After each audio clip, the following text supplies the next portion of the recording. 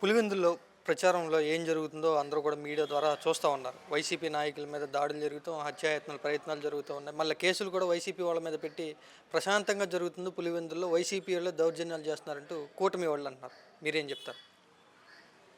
ఇవాళ పులివెందుల్లో జరుగుతున్నటువంటి కార్యక్రమాలు ఎంత దారుణంగా ఈ పచ్చమోకలు అడ్డుకుంటున్నాయి అనేది మనం చూస్తూ ఉన్నాం.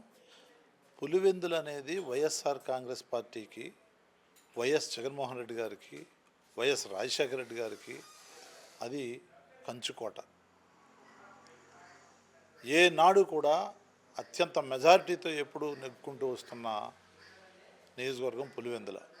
అట్లాంటి పులివెందుల్లో ఇవాళ కుటిల రాజకీయాలతో, రౌడీ రాజకీయంతో, గుండా రాజకీయంతో పోలీసులను అడ్డం పెట్టుకొని కేవలం గెలిపే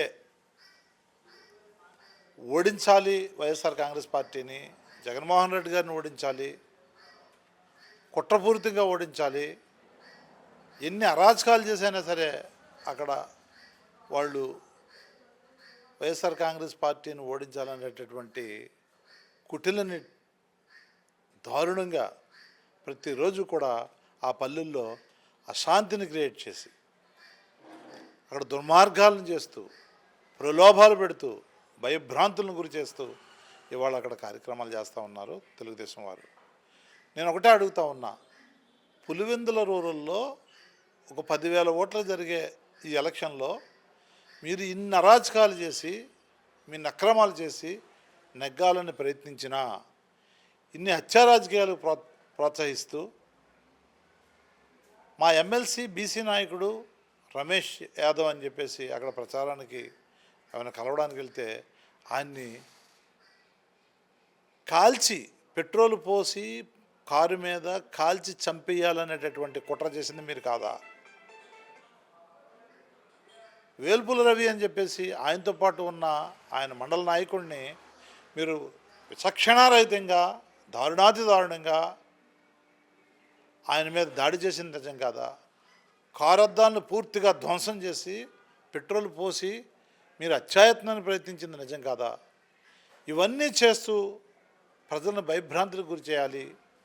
వీటికి తోడుగా అక్కడున్న కొన్ని బూతులను మార్చి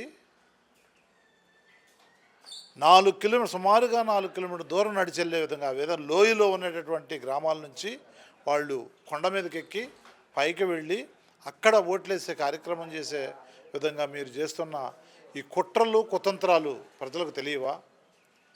వీటన్నిటినీ చూసిన తర్వాత ఇవాళ పులివెందుల ఏదైతే జడ్పీటీసీ ఎన్నిక జరుగుతుందో మిమ్మల్ని చిత్తుగా ప్రజలు ఓడించడానికి నిర్ణయించుకున్నారు. ప్రశాంతమైన పులివెందుల్లో మీరు హత్యారాజకీయాలకి మీరు ఇవాళ ఉరుకొలుపుతూ, ప్రోత్సహిస్తూ మీరు చేస్తున్న దుర్మార్గాలను ప్రజలు గ్రహించారు.